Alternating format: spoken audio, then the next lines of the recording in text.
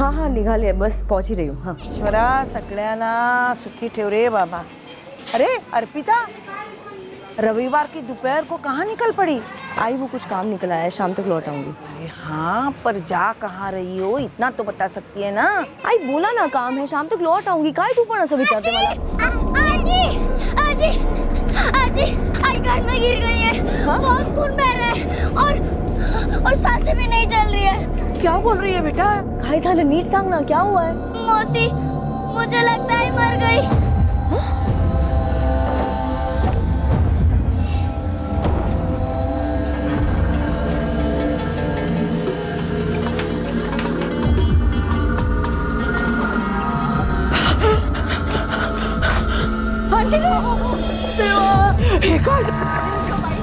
अरे ये लोग चिल्ला क्यों रहे हैं? अहो अहो, हा सरस्वती ताई आणि अर्पिताचा आवाज आहे ना? पता नहीं क्या भंगड़ है। ये अंजलि को क्या हो गया अचानक से? सुन ना दिनेश, मैं भी चलो क्या देखने? नको, तू आ मत आ, मैं देखता हूँ। आई तसं नको बोलूस ग। अंजली उठ ना।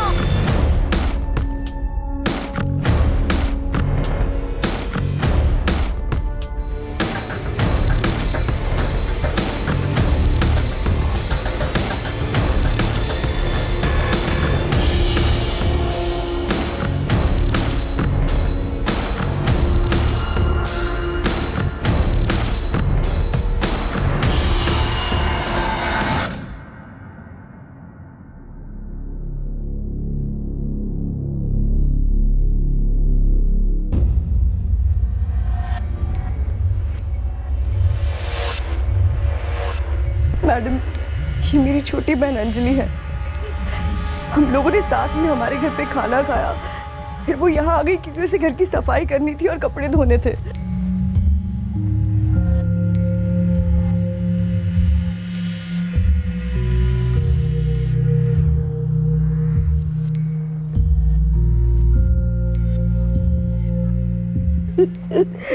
ये अंजलि के बच्चे हैं, श्रुति और अंकित। ये हमारे यहाँ पे खेल रहे थे, यहाँ पे आने के लिए निकले और 5 मिनट में चिल्लाते हुए लौटे कि हाँ जी आई मर गई है। यहाँ के देखा तो सच में अंजलि।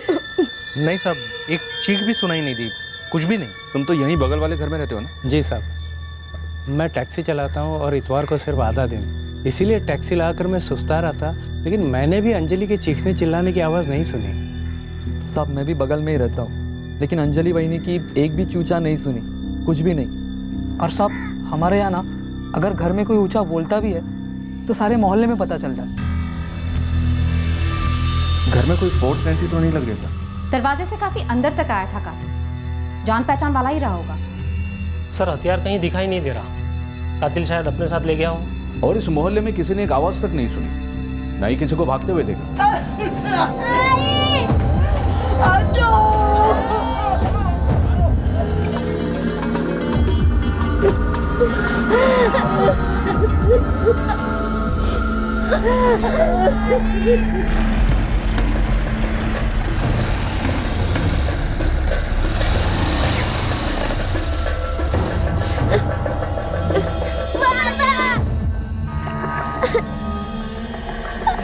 कोई कुछ बोल क्यों नहीं रहा है? मेरी पत्नी कहाँ है? तुम्हारी पत्नी अब नहीं रही, बॉडी पोस्टमार्टम के लिए भेज दी गई।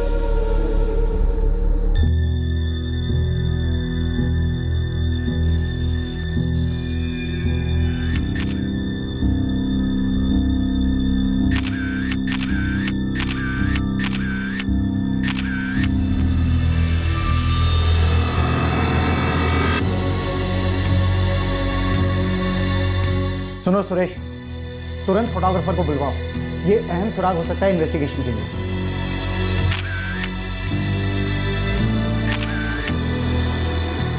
साहब मेरी शिफ्ट चल रही थी फैक्ट्री में, जब मेरी साली अर्पिता का मुझे फ़ोन आया। उसने मुझसे कहा कि तुम जल्दी घर आ जाओ, अंजलि को कुछ हुआ है। तभी फ़ोन पर तो उसने कुछ बताया नहीं कि अंजलि तो। तुम्हारी फैक्ट्री कहाँ है? यहाँ भिवंडी में ही है, हाईवे को लगकर। उमेश, ऐसा लग रहा है जैसे खूनी कोई जान पहचान वाला ही था। मतलब अंजलि जिंदा थी? उसने कुछ कहा आपसे?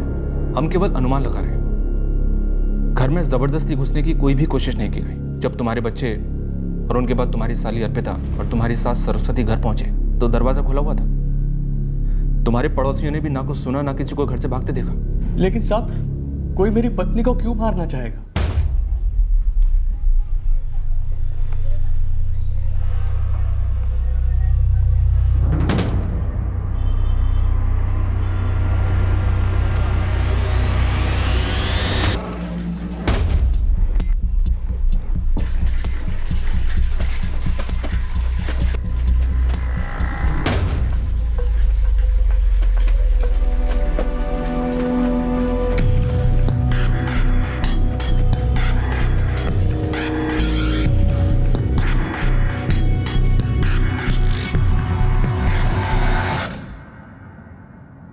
अंकित, श्रुति, तुमने तुम्हारे घर से किसी को आते या जाते हुए देखा? अच्छा, घर का दरवाजा खुला था जब तुम आज जी के घर से आए? मेरा मेरा मेरा मेरा एक बात बताओ बेटा, तुम घर के अंदर गई, तुमने देखा आई जमीन पर पड़ी है और आसपास ढेर सारा खून।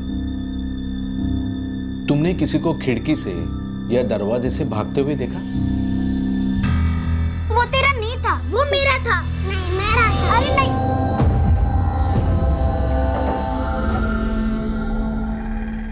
अंजलि, दोनों बच्चे, आप और आपकी माँ सबने एक साथ खाना खाया। फिर उसके बाद अंजलि जब अपने घर गई तो बच्चों को क्यों नहीं लेकर गई? मैडम, ये रोज का होता था। अंजलि और दोनों बच्चे दोनों टाइम का खाना हमारे ही घर खाते थे। अंजलि भले ही अपने घर चली जाए, लेकिन दोनों बच्चे हमारे यहाँ खेलते थे। उनकी अपनी आजी से बहुत पड़ती है। और उमेश, वो रात को कहाँ खाना खाता है? और छुट्टी के दिन? उमेश भी हमारे ही घर खाना खाता है। साहब, मुझे एक बार मेरी अंजलि को देखना है। उमेश अभी नहीं, पोस्टमार्टम चालू है, उसके बाद। तलवी साहब, मुझे थोड़ा वक्त दीजिए। मेरे हाथ कुछ लगा है जो इस मर्डर केस की इन्वेस्टिगेशन में अहम सुराग हो सकता है। क्या मिला है रमेश? बाल के कई सारे स्ट्रैंड्स मिले जो शायद किसी मेल के हैं। मैं एनालिसिस करके आपको कॉल करता हूं। गलाइच काटा था, देखा? लेकिन ऐसे कैसे? अंजलि चिल्लाई क्यों नहीं?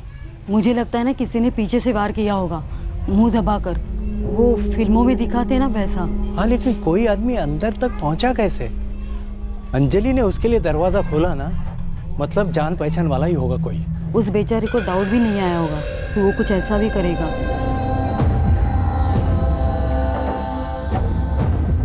अच्छा, उसकी आई तो बोल रही थी उमेश तो फैक्ट्री पे था फुल टाइम।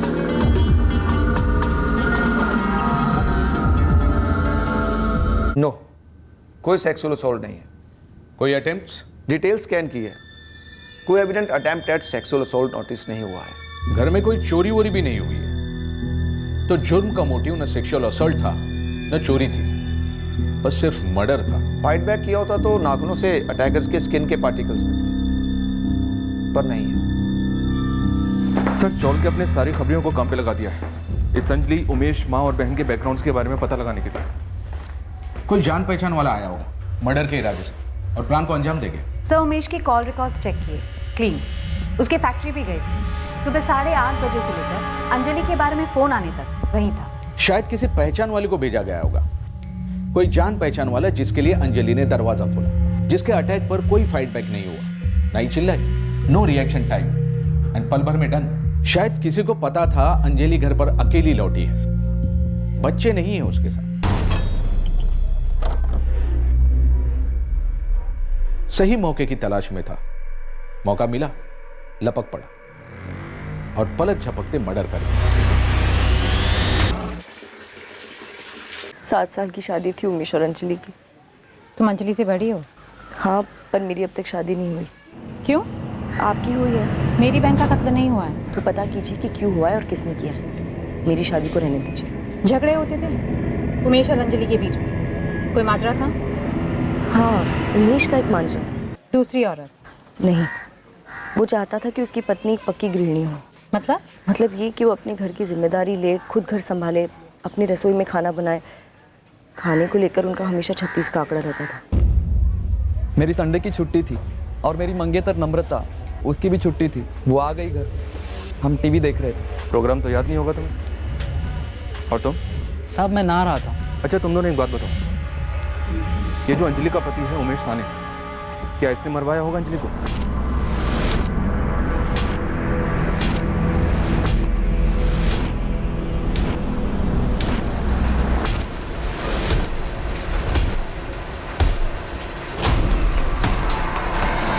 छोटे मोटे झगड़े होते थे साहब, किसके नहीं होते। उमेश अंजलि घर में खाना नहीं बनाती थी, पसंद नहीं था ना तुम्हें? हाँ साहब, खटकता था। खुद का घर है, अच्छी कमाई है, तो फिर उधर खाने का क्या मतलब। नहीं अंकित, क्यों रो रहा है? झूले पे नहीं झूलने दी तो फिर क्यों रो रहा है? बाद में मैं तुझे झुलाऊंगी, ठीक है? रो मत। और मैं तुझे चॉकलेट भी दूंगी। अरे आप घर पर ही थे तो खाना खाने क्यों नहीं आए? मुझे घर का खाना अच्छा लगता है, अपने घर का। अरे बोझ क्या बोल रहे हो आप? और भाजी भीजी तो मैं ही खरीद के देती हूँ ना। तो खुद बनाते क्यों नहीं हमारे ही घर में? ऐसा क्यों बोल रहे हो आप? एक तो आपके आने का कोई फिक्स टाइम नहीं होता है, और अंकित के पैदा होने के बाद से मेरा भी काम छूट गया है। मतलब तुम खाना नहीं बनाओ? अरे बनाती तो हूँ, पर आई के घर पे उनका हाथ बटाती हूँ, और खाना वहाँ बने या यहाँ बने क्या फर्क पड़ता है इससे? और आई का घर तो एक ही गली छोड़कर है ना। होगा, लेकिन मैं घर जमाई नहीं, और वैसे भी बात सिर्फ खाने की नहीं। अच्छा, तो तुम्हें लगता है कि आई हमारी जिंदगी में दखल देती है? कुछ ज्यादा ही दे रही है। आज खाना है, कल बोलेंगे वही सोना है। कुछ भी ऐसा कुछ नहीं है। ऐसा ही है अंजलि, बच्चे तो वहीं के होकर रह गए, फिर हमारे लिए बचा ही क्या है। बस इसी बात को लेकर कभी कभार हो जाता था साहब। लेकिन साहब आप ये सब झगड़े वगड़े का क्यों पूछ रहे हो? कहीं आप मुझ पर तो शक नहीं कर रहे? बिल्कुल कर रहे हैं। क्या बंकस कर रहे हो साहब? उमेश अंजलि चिल्लाई क्यों नहीं? वो तो घर में अकेली थी। और मैं फैक्ट्री में था। तो किसको भेजा था तुमने? नाम बताओ। अहो काय बोलता है तुम्ही साहब? मेरा और अंजलि का एक छोटा सा घरेलू झगड़ा था। अरे उसके लिए तो कोई पागल मेंटली अपनी बीवी का मर्डर करवाएगा। और साहब मैं अंजलि से प्यार करता था, बहुत ज्यादा प्यार करता था मैं उससे। सर, मैंने उमेश की कॉल रिकॉर्ड्स दोबारा स्कैन किए। ऐसा कोई कॉल नजर नहीं आया जो कि सस्पिशियस हो, जो कि हत्यारे का या फिर हत्यारे को हायर करने वाला हो। हत्यारा अगर किराए का था तो उमेश अफोर्ड कैसे कर पाया होगा? हत्यारे महंगे होते, हो सकता है चाल में से ही किसी को बुलाओ ये कांड करने, दोस्त होंगे चाल में। पर सर, घर पर खाना ना बनने के लिए मर्डर? खाना ना बनाना एक बहाना हो सकता है। इस झगड़े का फ्रंट ऑफिस, बैकरूम में क्या चल रहा था ये जानना अभी बाकी है।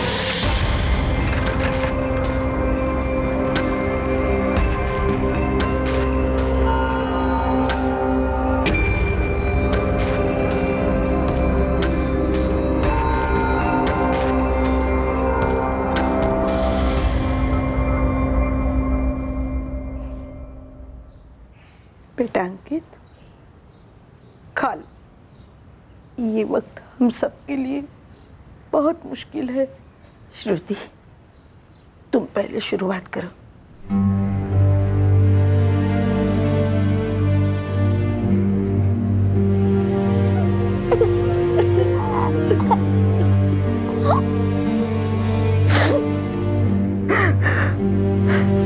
श्रुति, घर से तुमने किसी को निकलते हुए देखा था?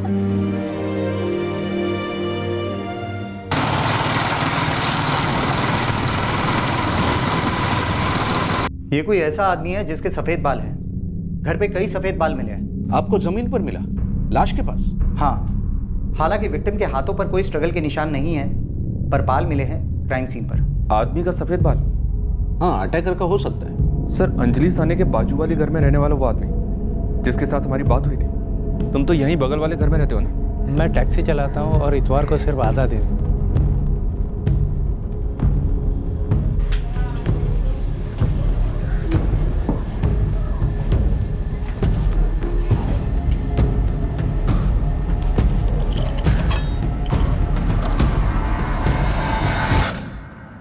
क्राइम सीन से हमें जो बाल मिले वो तुम्हारे बालों के साथ मैच करते हैं घनश्याम प्रजापति। उस इतवार को तुम 1:45 पर घर लौटे। अंजलि भी उसी वक्त लौटी। इत्तेफाक है? अंजलि तुम्हारे बाजू वाले घर में रहती थी, फिर भी तुम दोनों के बीच लगभग हर रोज फोन पर एक बार बात होती थी। साहब वो मेरी बेटी जैसी थी। बेटी जैसी थी तो मार क्यों डाला? नहीं, मैंने नहीं मारा उसे साहब। मैं तो काम से लौटा, घर गया और मुझे मालूम भी नहीं था कि अंजलि उस वक्त घर पे ही थी। घनश्याम, तुम्हारा सफेद बाल लाश के पास मिला। तुम्हारी अंजलि से फोन पर दिन में कम से कम एक बार बात होती ही थी। अब फटाफट बोलना शुरू कर दो, मर्डर का कारण क्या था, वरना तुम्हारे सफेद बालों का लिहाज नहीं रखा जाएगा। बोलो, क्यों मारा?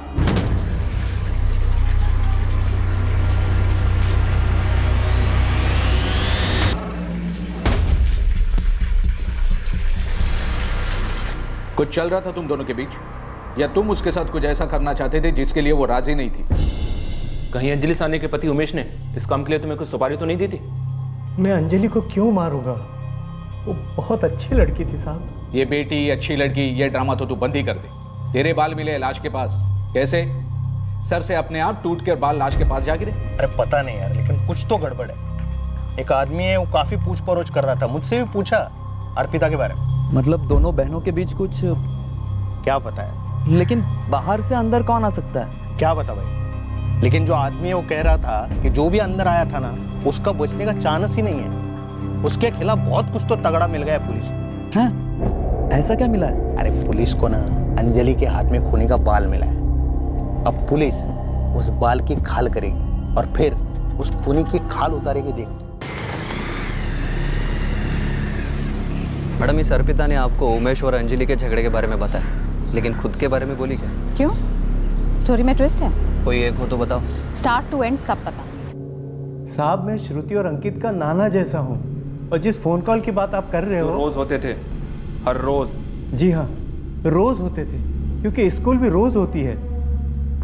अंजलि मुझे फोन करती थी और मैं भी उसे कभी कभी फोन करता था, पर ये फोन बच्चों को स्कूल से लाने के लिए होते थे। जब भी मैं फ्री होता था, बच्चों को स्कूल से ले आता था। मुझे अच्छा लगता है उन्हें लाना।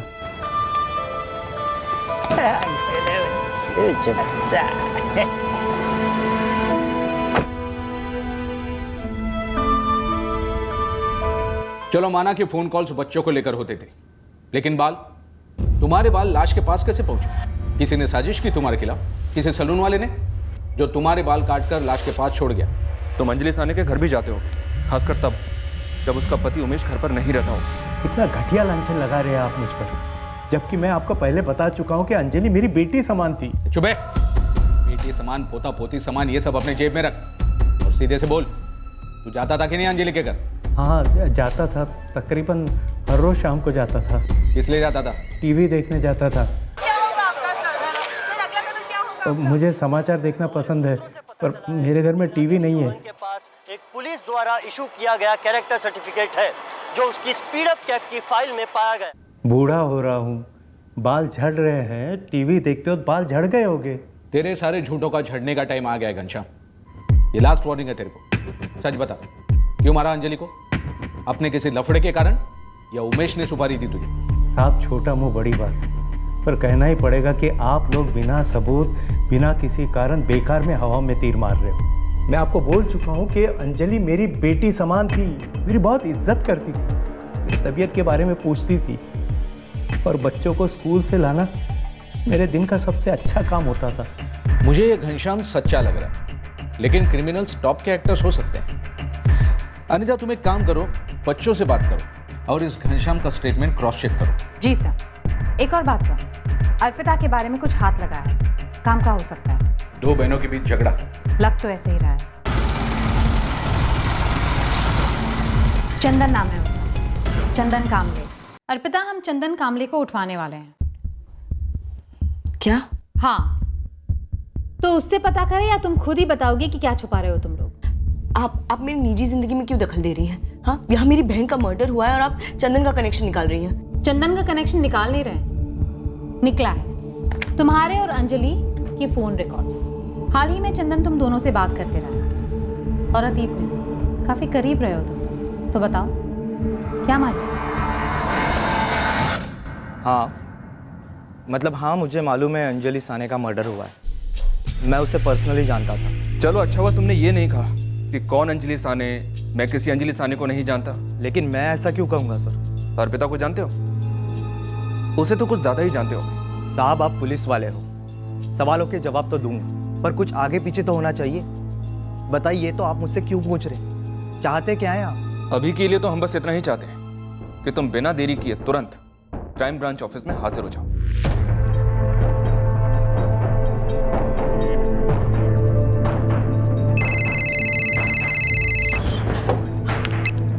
हाँ बोल। तू निकली नहीं थी अभी तक? हो निकाले, बस पहुंच ही रही हूँ। जल्दी कर, सॉलिड लेट झालं। हाँ बस 5 मिनट में पहुंच रही हूँ, ठीक है? 1:55 12 फरवरी 2017 को हुआ था ये फोन, और लगभग उसी वक्त एक गली छोड़कर कोई अंजलि का गला काट रहा था। उस दिन मेरा और चंदन का मिलने का प्लान था। मैंने उससे फ़ोन पे बात भी की थी। तभी दोनों बच्चे श्रुति और अंकित हमारे घर पे चिल्लाते हुए सब सेट करके रखो कि तुम घर से निकल जाओ, और ये अटैक उसी वक्त अंजलि पे। 1 मिनट मैडम, ये आप मनगढ़ंत स्टोरी बना रही हैं। तुम्हारी कहानी इतनी फिल्मी है कि कोई भी इसे मनगढ़ंत बोलेगा।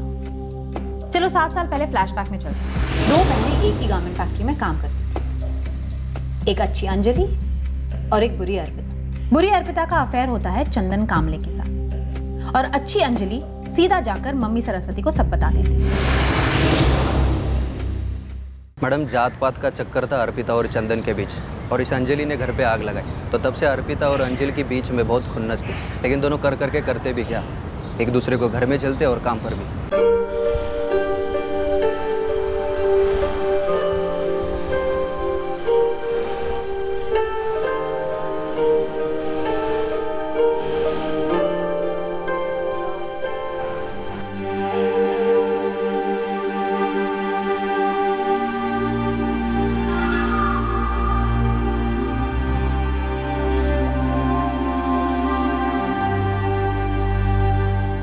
अर्पिता की आई हमारे खिलाफ थी। आपको तो मालूम है ये जात का लफड़ा कैसे होता है। इस जात पात के लफड़े के बावजूद 7 साल के बाद भी तेरा और अर्पिता का अफेयर चल रहा है। इतने में अंजलि की शादी भी हो गई, उसके बावजूद वो तेरे साथ मुंह पर टच में थी। सब अंजलि भी उसी फैक्ट्री में काम करती थी जहाँ पर मैं सुपरवाइजर था, कपड़ों की फैक्ट्री। पर वो तो 7 साल पहले था ना। इस बीच फैक्ट्री में कई लड़कियां आई गई होंगी जॉब पर, तो क्या सबके साथ फोन पर टच में है तू? हाँ, क्योंकि अंजलि ने आई को बताया तो मुझे चंदन के बारे में आई को समझाने का मौका ही नहीं मिला। बहुत दुख हुआ, गुस्सा भी आया होगा अंजलि पर। जितना गुस्सा आया था 7 साल में पिघल गई। बहन थी वो मेरी, हो गई उससे गलती, उसकी शादी हो गई थी, और अब मैं भी इंतजार कर रही हूँ कि कब मेरी और चंदन की शादी हो। बहुत जल्दी करने की सोच रही हूँ। तो क्या अब तक सिर्फ तुम्हारी आय की जात पात वाली जिद ही जिम्मेदार थी? हाँ। या फिर कहीं ऐसा तो नहीं कि तुम्हारे और चंदन के बीच तुम्हारी आय नहीं, खुद अंजलि थी बीच का कांटा? ये क्या बकवास कर रही हैं आप? अंजलि और चंदन के बीच क्या था अर्पिता? सब अंजलि का पहला बच्चा होने के बाद वो मेरे पास आई थी काम के लिए। वो बराबर टच में रहती है मेरे काम के लिए, सिर्फ काम के लिए। तो क्या अब भी वो किसी यूनिट में काम कर रही थी? नहीं साहब, उसका दूसरा बच्चा होने के बाद उसने काम छोड़ दिया। और वो बच्चा 5 साल का हो गया। लेकिन तेरी और अंजलि की बात हुई थी सिर्फ 15 दिन पहले। अब जब वो काम ही नहीं कर रही थी तो ये बात किस बारे में हो रही थी? साहब, यहाँ पर जितने भी यूनिट हैं वहाँ पर मैं बतौर सुपरवाइजर काम कर चुका हूँ, तो कई सारे वर्कर्स मुझे फ़ोन करते रहते हैं। तेरे फ़ोन रिकॉर्ड्स में से ही एक आदमी से बात की हमने। उन्हीं में से हमें किसी ने बताया कि तेरा और अर्पिता का ज़बरदस्त झगड़ा हुआ था। हाँ साहब, हुआ था। किसको लेकर हुआ था? अंजलि। अपनी सगी बहन के साथ इस तरह का मुकाबला, कि कहीं गुस्सा कभी पिघला ही नहीं था। मैं जानती हूँ ऐसा गुस्सा कभी कम नहीं होता अर्पिता। क्या बात थी? कौन सा हिसाब चुकता करना चाहती थी तुम अंजलि से? कोई हिसाब चुकता नहीं करना चाहती थी। हाँ, जितनी जलन होनी चाहिए थी उतनी होती थी, पर मैंने कभी बदले की नहीं सोची। बस एक डर था हमेशा मेरे अंदर।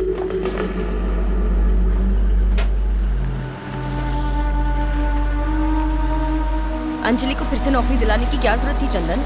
ये क्या बोल रही है तू अर्पिता? वो बहन है तेरी, घर खर्च के लिए तो पैसे कमाना चाहती है, और अभी तो उसको बच्चा हुआ है। तो तू मसीहा बन के टपक गया उसकी जिंदगी में? इतना क्यों प्यार आ रहा है तुझे उस पे? बकवास मत कर, समझी ना? चंदन सच बता, मेरे पीठ पीछे क्या गुल खिला रहे हो तुम दोनों? येड़े जैसी बात मत कर, समझी ना? एक तो तू मेरे पे शक कर रही है, उसके ऊपर तू अपने बहन पर भी शक कर रही है। तेरा दिल क्यों इतना बड़ा हो रहा है उस अंजलि के लिए?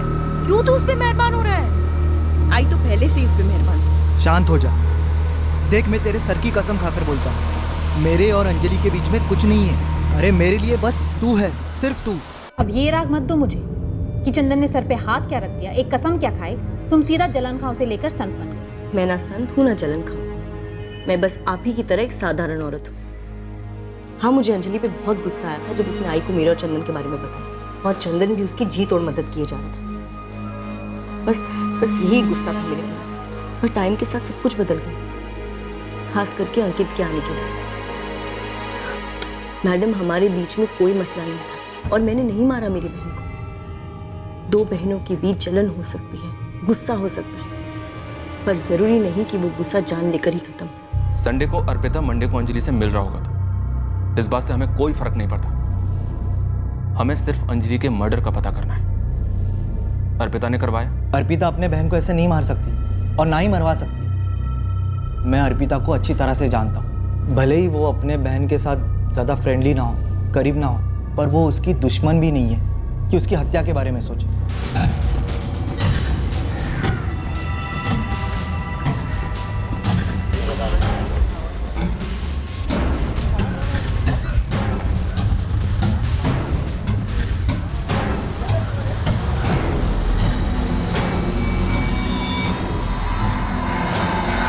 24 घंटे अपने रडार पर रहने चाहिए। यह नामुमकिन है कि कोई एक गलती नहीं करेगा और एक क्लू मिला, पूरा केस अपने हाथ में आ जाएगा।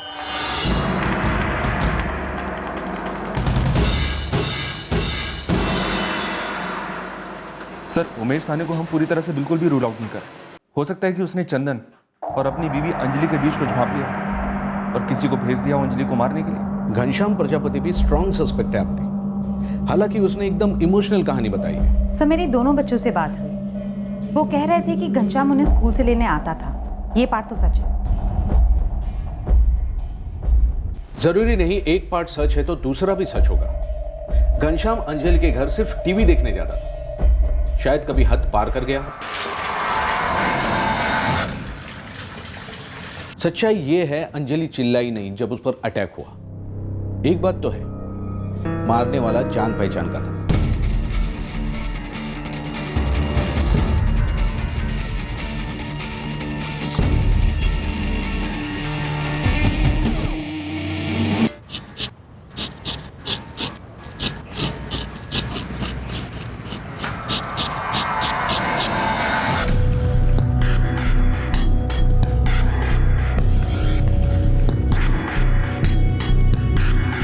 साहब, 4 दिन पहले खबर उड़ी थी कि आप लोगों को अंजलि के हाथ में खूनी के बाल मिले।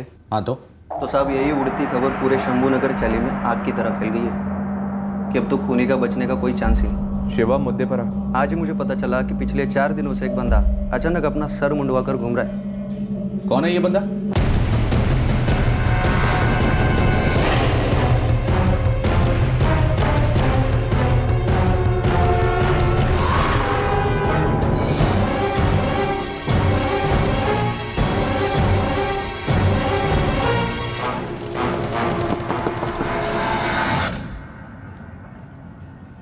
जी, तेरा भाई पंकज किधर है?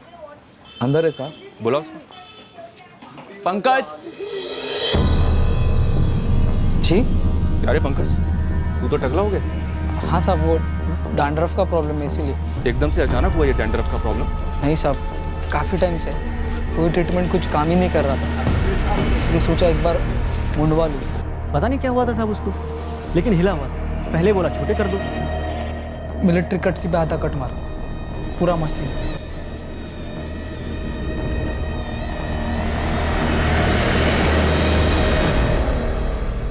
बराबर है इतना छोटा? नहीं नहीं, मज़ा नहीं आया यार। एक काम कर, पूरा बारीक कर, एकदम टकला।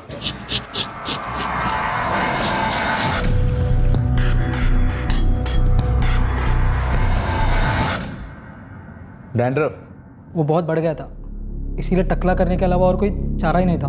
तू नहा रहा था ना? क्या साहब? अबे, संडे की दोपहर को जब अंजलि साहनी का मर्डर हुआ था तेरी चौल में, तूने कहा था ना कि तू नहा रहा था, भूल गया? नहीं साहब, भूला नहीं, मैं नहा ही रहा था। मैडम, हम लोग अभी कोल्हापुर से आए हैं और आते ही अंजलि के बारे में सुना। आपका बड़ा बेटा दिनेश बता रहा था कि आपका छोटा बेटा पंकज आपके साथ नहीं, आपकी बेटी और दामाद के साथ चेंबूर में रहता है। जी, सच है। तो 12 फरवरी को पंकज यहाँ क्यों आया था, जिस दिन अंजलि का कत्ल हुआ था? ऐसे ही मिलने। और अलग क्यों रहता है? अंजलि के बारे में सुन के हमें धक्का लगा है। लेकिन ये मेरे सवाल का जवाब नहीं है। 12 फरवरी को पंकज यहाँ क्यों आया था और वो आप लोगों के साथ क्यों नहीं रहता? तेरी बहन से बात हुई, वो तो बोल रही थी उस इतवार को तू सुबह सुबह नहाकर निकला था। अपने माँ बाप के घर आने के लिए? यहाँ आकर फिर ना आया? गर्मी कुछ ज्यादा लग रही थी या कुछ ज्यादा मैला हो गया था, या दोनों? दोनों भी नहीं साहब, वो डैंड्रफ के कारण बहुत खुजली हो रही थी, इसीलिए शैम्पू लगाकर दोबारा नहाया। लेकिन यहाँ तो शैम्पू वैम्पू जैसी कोई चीज़ मिलती नहीं, और पानी तो मांगने से भी नहीं मिलता एक बूंद। हाँ, धुलाई जरूर होती है चमकी, बस थोड़ी देर में शुरू हो जाएगी। पंकज, तुझे पता है हमारे देश के कानून में ना एक धारा है, आईपीसी 201, सबूत मिटाने के लिए। जब तुझे पता चला कि हमें अंजलि की लाश के पास कातिल के बाल मिले तो तेरी फट गई। क्यों फटी? क्योंकि कातिल तू है और डर के मारे तूने अपना सर मुंडवा लिया। यार तूने तो हमारा सारा एविडेंस ही खत्म कर दिया यार। सर, खूनी यही है। इसकी और अंजलि की टेंशन वाली हिस्ट्री रही। अब उस दिन ये अंजलि को मारने के इरादे से आया था या किसी और इरादे से, वो तो ये खुद ही बताएगा। उसकी हरकतों की वजह से हमने हमारी बड़ी बेटी और दामाद के पास रहने भेजा। चंबू, वो यहाँ हमारा नाम खराब कर रहा था और हम नहीं चाहते थे कि और खराब करे। ऐसा क्या किया था पंकज ने?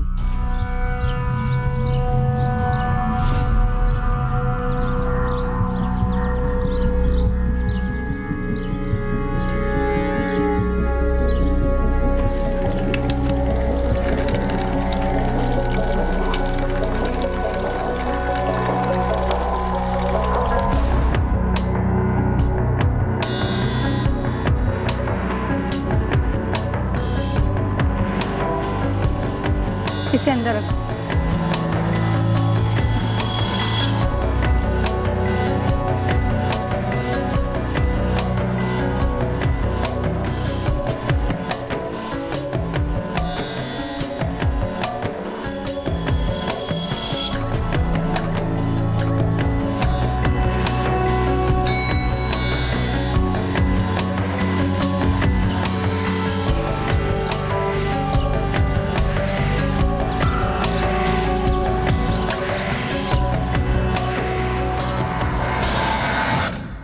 मुझे उसकी तरफ फीलिंग्स थी। वासना, वासना बोलते उस फीलिंग को, और तेरी हरकत को विकृति। तू हर दूसरी औरत को वासना, हवस की नजर से देखता है। अंजलि भी उन्हीं में से एक, सच है ना? पंकज को डिलीवरी बॉय की नौकरी लग गई थी। हमने चैन की सांस ले ली, सोचा अब वो 2 पैसे कमाएगा, लेकिन नहीं। हमें क्या पता था कि वो हमारे पीठ पीछे क्या कर रहा है। एक दिन अंजलि आ गई हमारे घर उसकी शिकायत लेके।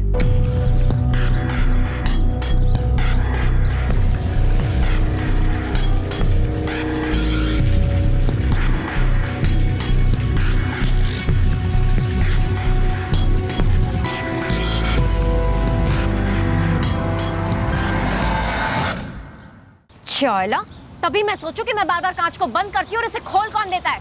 वही नहीं, वो मैं बस कब बस वही नहीं बोलता और ऐसी हरकतें करता है। आग से लग जाते तुम्हें देखकर। तुम्हें भी ऐसी आग लगती होगी ना अंजलि? नालायक, ऐसी हरकतें करते फिरता है तू बाहर। हलकट। हे बघ अंजलि, इस नालायक की तरफ से मैं माफी मांग रही हूँ। माफ कर गया ला। कशाला काकी, आप क्यों शर्मिंदा हो रही हैं? ये तो हमेशा ऐसे ही करता है। जब मैं अंकित को अपनी गोदी में लेकर बैठती हूँ ना उसे खाना खिलाने या सुलाने के लिए, तभी उसे खिलाने के बहाने से मेरी गोदी से उठाता है। तब इसका हाथ कहाँ कहाँ लगता है, इसे लगता है कि मुझे कुछ समझ में नहीं आता है। और डेयरिंग देखो इसकी, मुझसे पूछता है कि तुम्हें भी मजा आता होगा ना। नालायक कहीं का।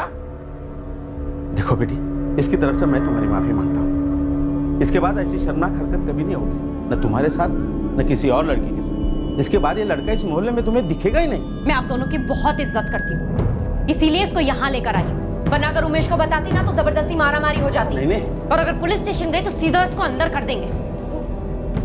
मैंने आप दोनों का बहुत लिहाज रख लिया, लेकिन अब और भला माफ कर। तभी हमने उसे चेंबूर भेज दिया हमारी बड़ी बेटी और दामाद के साथ रहने। दिनेश, तुम्हें मालूम था ये सब? मालूम था, लेकिन उस दिन वो अंजलि बहनी का कत्ल करने आया है, ये तो मैंने सपने में भी सोचा नहीं था। नहीं साहब, मैं उसका मर्डर करने के इरादे से नहीं लौटा था उस दिन चेंबूर से। मैं तो उसे मिलना चाहता था। मुझे लगता था उसे भी मेरी तरफ खिंचाव है, सेक्स का खिंचाव, बस वो बोलती नहीं थी। उस दिन मैंने देखा उसके घर का दरवाजा खुला था। बस एकदम से अचानक से तलब जा गई।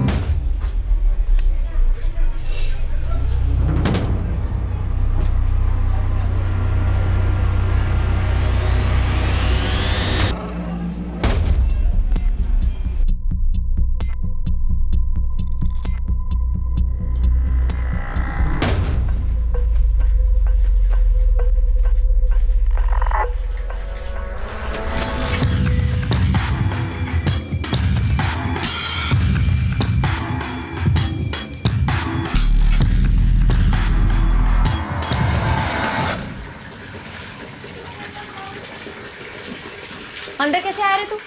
चल बाहर निकल। हिम्मत कैसे हुई तेरे मेरे घर के अंदर आने की? चुपचाप बाहर निकल। मुझे पता है तुम्हारा जो गुस्सा है ना ये ऊपर ऊपर वाला है, और अंदर से तुम भी मुझे उतना ही पसंद करती हो। आई बाबा है तेरे घर पे या सीधा पुलिस स्टेशन जाओ?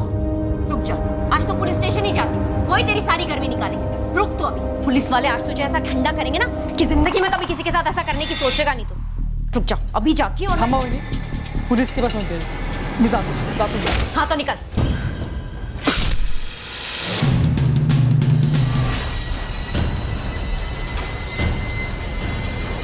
सर,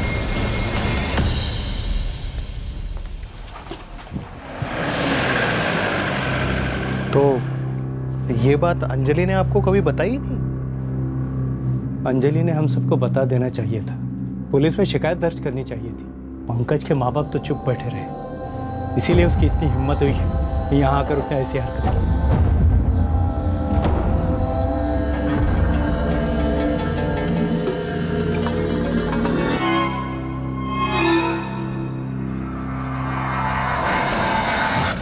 तो वो सफेद बाल वाकई घनश्याम का था जो टीवी देखते वक्त अंजलि के घर पे जड़ गया था।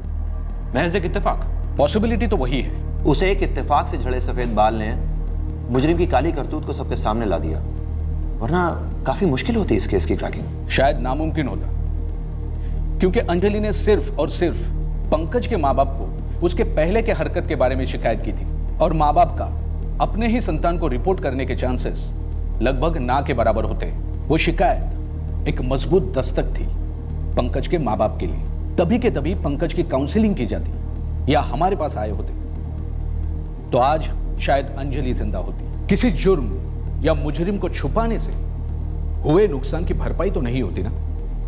जैसे ही किसी करीबी इंसान की फितरत एबनॉर्मलिटी के कगार पर दिखाई देती है, बिना संकोच, बिना समय गंवाए उस व्यक्ति का इलाज बेहद जरूरी है। एक दिमागी मर्ज को, जुर्म को जन्म देने का इंतजार ना करें। जुर्म वो बाढ़ है जो डुबोते वक्त अपने और परायों के बीच फर्क नहीं करती।